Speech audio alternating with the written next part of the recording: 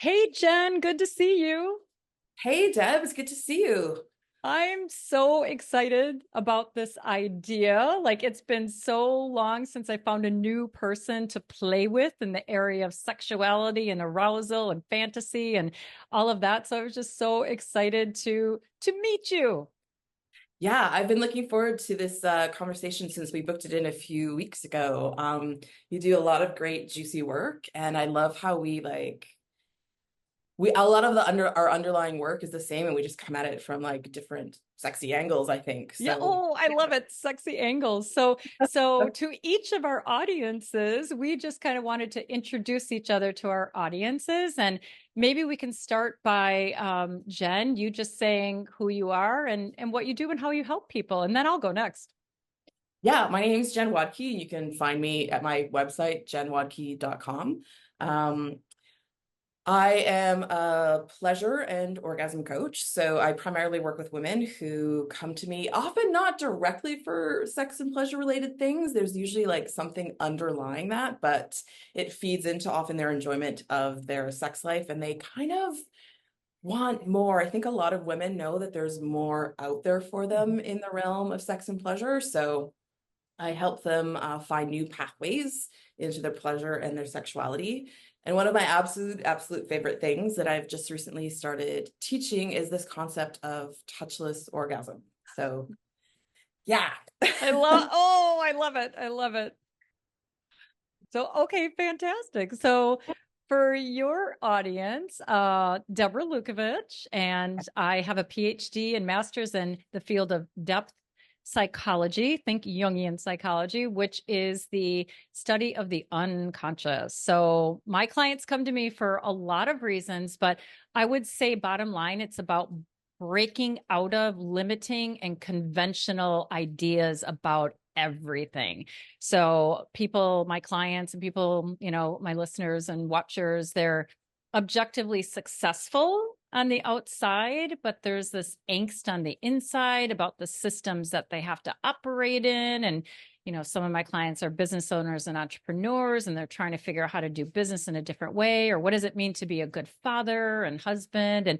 And then also there's so many limiting ideas about how to be in relationship, right? And also, like, I wrote a blog post called maybe it's not about, what if it's not about finding the one, right? Like, what if it's about finding the one for now, and then there's another the one, right? So, so you're helping people break out of these limiting ideas that are stifling them, and it's hard to do that on your own, right? Yeah, I mean, as a coach, I also love being coached. And I know all the tools and practices and what have you to teach my clients and to take them through, when they're going through private sessions. And I can do some of that myself, but when somebody expert is guiding you, like they are making connections about things that you've said and experienced and are sharing that you can't see. It's so hard to look at ourselves objectively. So it's so awesome when you have um, somebody there to help guide you deeper into yourself. And I think what you said, one of the things you said off the top was about that subconscious. Mhm. That's my favorite place to play. Like, what else is in me? What else is under there? Like, what's Yeah. going on? I think we all have like these really sort of unplumbed depths that, make us who we are. And when we go in and play in there, and sometimes I think of it like down in the muck of who we are, once we Mhm. start playing in there and digging some of that out, we can have this like amazing trajectory of expansion and recreating and reinventing ourselves and becoming truly live and truly whole. So, Well, you just called on the lotus flower metaphor, like the muck, right? It grows out of the muck, and then you actually did this like the opening lotus flower, which is the feeling of enlightenment, which isn't just, intellectual, right? The Kundalini experience is about starting at the roots, where we're grounded, and then through all the chakras. And so the spiritual orgasm is really coming into deeper relationship with our self, capital S, which is also the bridge to the transcendent, whatever that means to you. So that's like mind blowing, right? You don't even need another person for that. So anyway, we'll talk about touchless orgasm, but why don't we start with what we are trying to do is speak to each other's audiences. Like, what is something that comes up in your work? And I think maybe you want to talk about fantasy, but what comes up in Yeah. your work that that I might bring a depth psychology perspective to? Yeah, definitely. I mean, I am a huge fantasizer myself. And I have a lot of differing kind of thoughts about how fantasy should play in my life, how much I should Hmm. let it play in my life. And I Oh. know for me, I don't have any, like my fantasies, whatever. I'm like, I'm down in the muck with them. It's like, this is only in my head. I'm fine with that. I know that it's not reality, and I know that I don't have an impulse to act Mhm. on most of these. But I do know that for a lot of people, in regards to their fantasies and even more generally to their sexuality, there can be a lot of really deep underlying emotions of like shame and guilt and embarrassment. So I just wonder how that shows up in your work and how you help Yeah. people think about. Uh, it took me, speaking of shame, like I'm a little embarrassed that I didn't really understand that we don't create fantasies, we receive them. Right. So fantasies, spontaneous fantasies come out of the unconscious. So right there, don't feel bad. Like I remember during a phase of my midlife unraveling and reconstruction when I had a submission fantasy that wouldn't leave me alone. And the fantasy, it was like in my bedroom, and there was a particular man standing naked, and I was kneeling, and it just wouldn't leave me alone. I was in the middle of a business meeting, and I was like all getting aroused, and I'm like, oh my God, go away, go away, go. Like, oh, I'm in a business meeting. What do you? So we don't create fantasies, we receive them. Now we can write scripts and we can imagine and sort of have our minds like we can direct a little bit. So, that's the first thing not to feel bad about is that there's a deeper meaning to the fantasy that it represents it's symbolic. And sometimes there is a need to literally act something out. So, for example, my fantasy, the way that I came to find the deeper meaning of it is I decided to draw it. So I Googled, how do you draw a naked man standing with an erect penis? And there was a image I could draw. And then I Googled, how do you draw a naked woman kneeling, looking at the naked and looking at the penis, the erect penis. And as I drew it, I ended up writing receptive. So for me, this was a time in my life that I was needing to surrender to the mysterious workings of my inner self. And so it was about submitting not to a literal man, although I have another thought about that too. So at the same time, I was doing some online dating and I was on OkCupid, and for some odd, and back then you could answer all these questions about sexuality, what you're into or whatever. And I was like, I don't really know. Right. And randomly this man emailed me. I hadn't reached out to him at all. And he had this whole like theory about why successful, powerful women want to be subs, want to be submissive in the bedroom.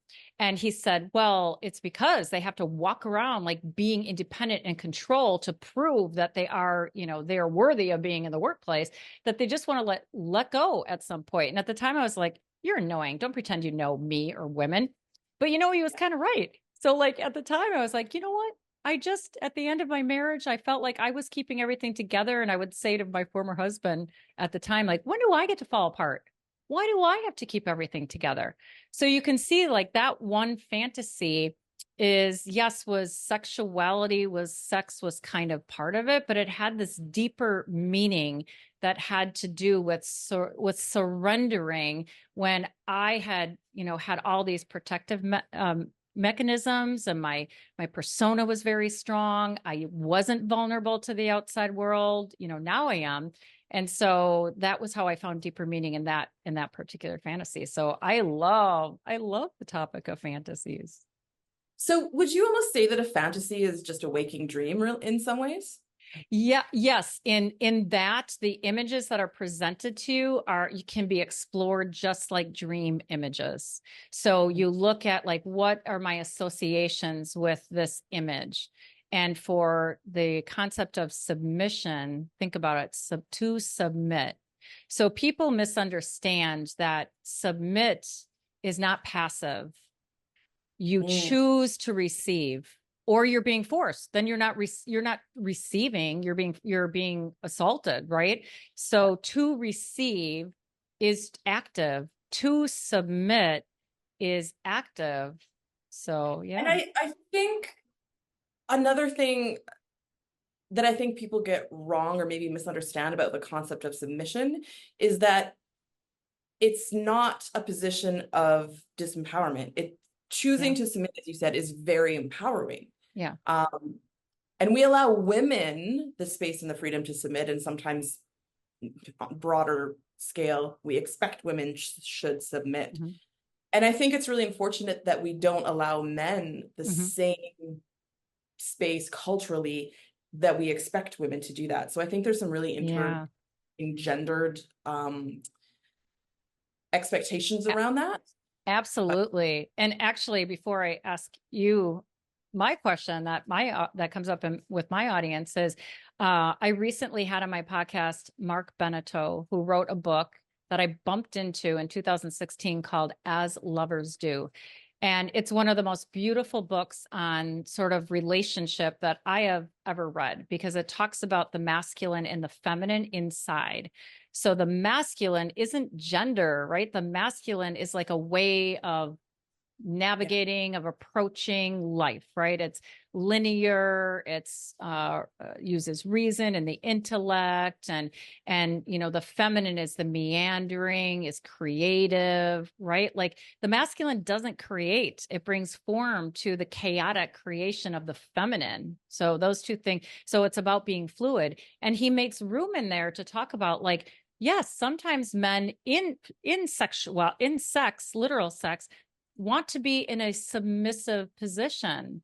They want to be able to surrender to something. So he just talks really beautifully about sort of psychologically and emotionally what is going on. And then again, like, yeah, literally sex that goes on, but it also is about the rest of our lives. You know, what is our relationship? Are we fluid with our masculine and our feminine? Do we feel, you know, men are more emasculated by other men not to be vulnerable and not to sort of, you know, yeah, bring out their feminine than women are. So yeah. So yeah. what comes up, I think, you know, for you to talk to my listeners, sometimes I can be a little bit too much in the symbolic, right? And not be literal enough. So, you know, women especially, but men do too, have a weird relationship with pleasure, right? Because we have this sort of the Christianity, let's just say Christianity got involved in this, and actually the, you know, the what Christianity is today and how some people interpret the doctrine is not really true. There were feminist voices way at the very beginning of the writing of Christian doctrine. And if you actually sort of look at Jesus, he really is a great combination of the masculine and feminine, even if you look at him physically, right? It's really interesting. But so we have this warped, and I have another book. I'll put the link in the description box. It's Rian Eisler's book, Sacred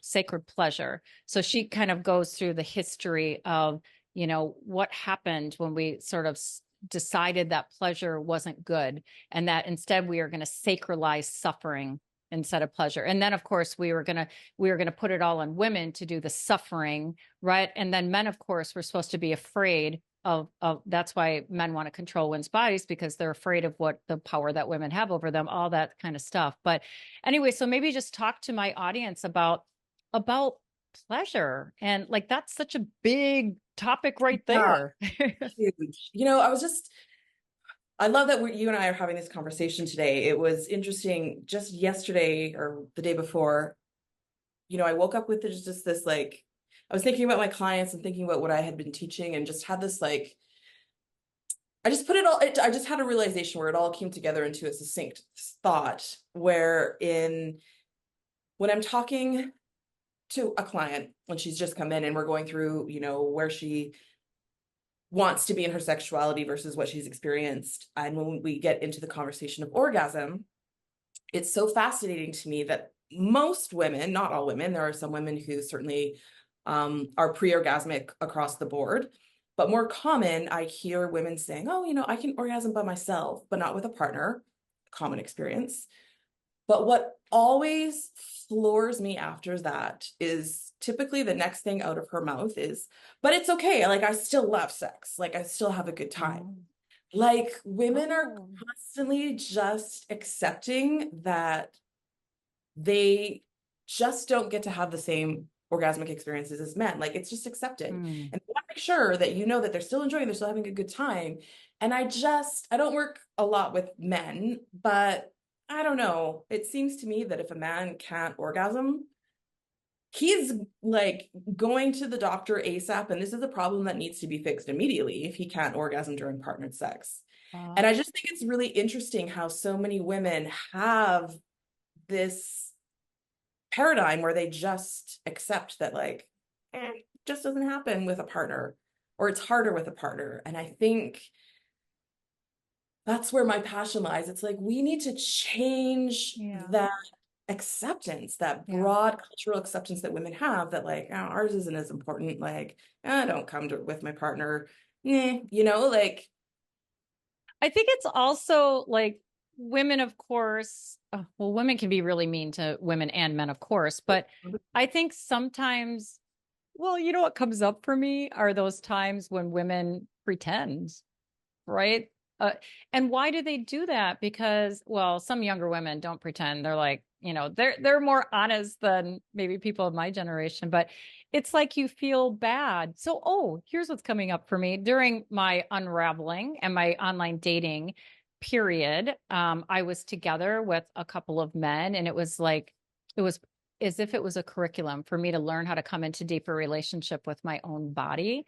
And I remember being with this one man, and and he was just kissing me, and then he moved down to that area, and I love that. But I told him, I said, you know what, I think I have I have performance anxiety. And it wasn't about like, it didn't have anything to do with him. It had to do with like how long it might take him to pleasure me until I orgasmed.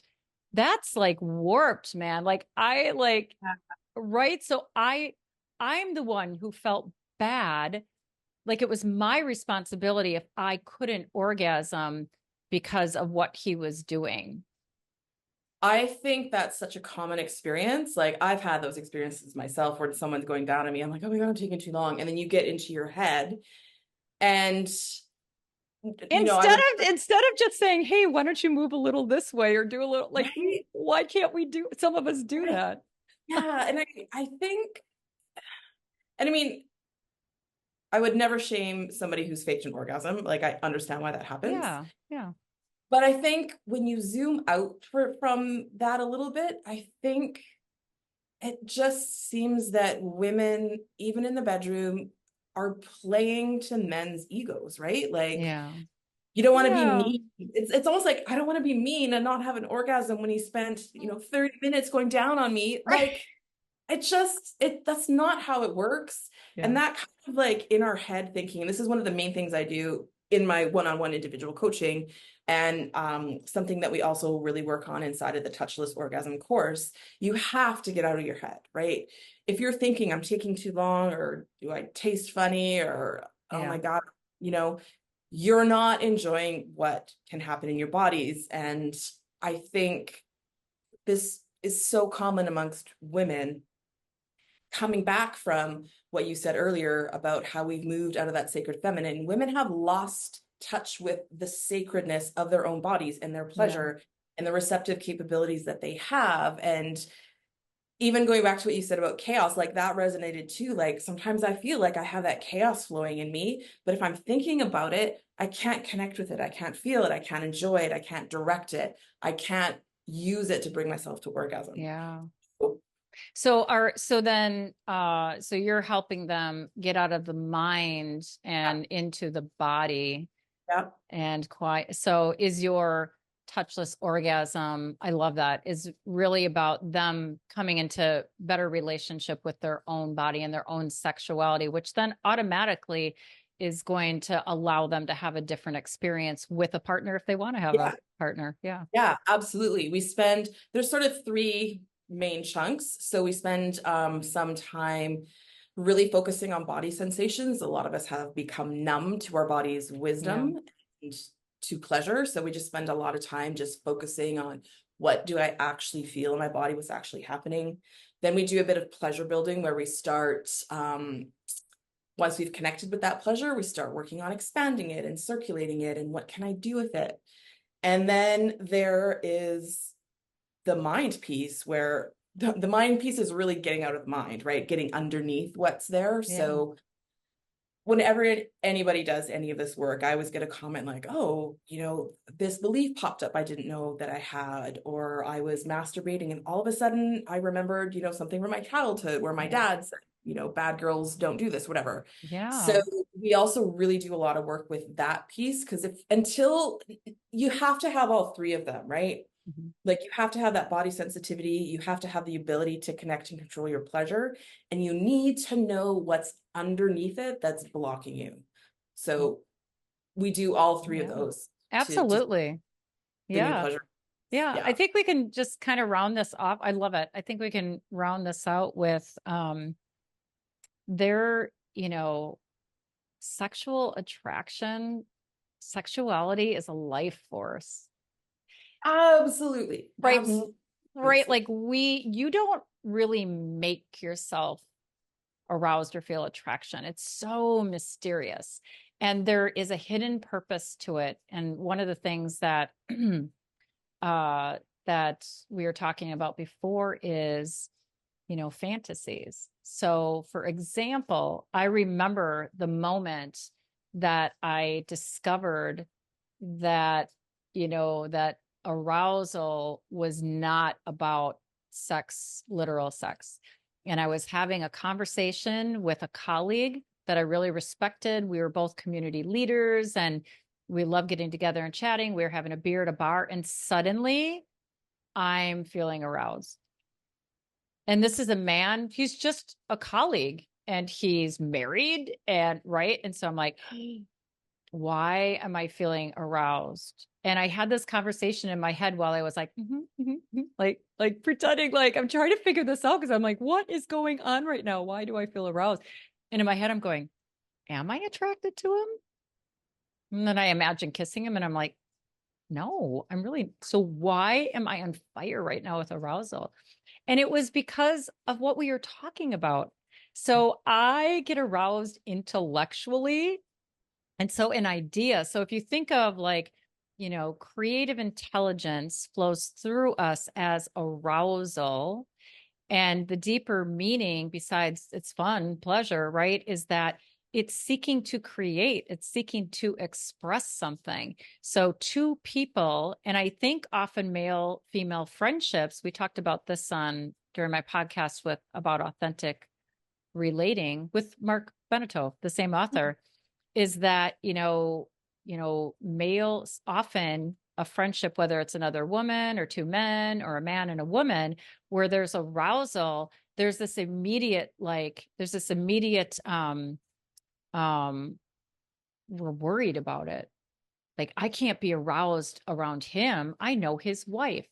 And so sometimes we misunderstand what the attraction is. And one of the things that people can do is when they're in that situation, they can wonder about like, what does that person represent for me that is speaking very deeply to a part of me that's trying to come out and be intimate with me. So one last thing, when sex dreams are rarely about literal sex, they're about becoming intimate with yourself.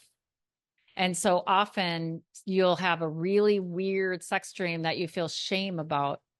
And what that really is that there's something about yourself that's trying to grow a new part of yourself but there's shame attached to it. So it's not even about sex at all. Your psyche's just calling on this sex act to produce this feeling of shame and to help you understand that there's a part of you that you don't have a healthy relationship with, and it wants to be intimate with you. So, yeah. So, well, this has been great as a little intro to our audiences, and just to let all of you know, we're actually going to have a longer chat. And I would say, subscribe to both of our websites and reach out. And if you have any particular questions that you might want us to discuss, that'd be cool. Yeah, and I know I offer free calls on my site too. If anybody's hearing this and is like, oh, Yeah, but that's more about same. Jenn. Yeah, we both do. So absolutely head to both of our websites and schedule in a time to talk to either one or both of Yeah. us. Because Yeah, or take advantage of whatever our free resources are. yeah, So, totally. so Jenn, this has been great, and I look forward to having a longer chat and seeing where we might meander when it comes to sexuality. Thank you for having me. It was so great to catch up. And I feel like we just started scratching the surface here. Oh, So for this conversation.